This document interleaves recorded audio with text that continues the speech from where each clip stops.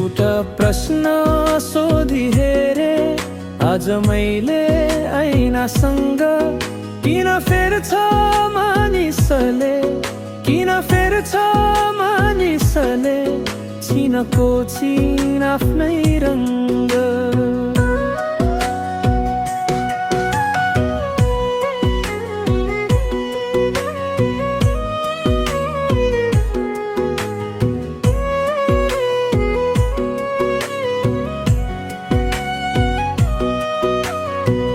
एक्लै पाउँछु हिँड्दा हिँड्दै कहिले काहीँ सहरैमा, साट्न मन छ सुख दुःख खुसी साँच्ने लहरैमा।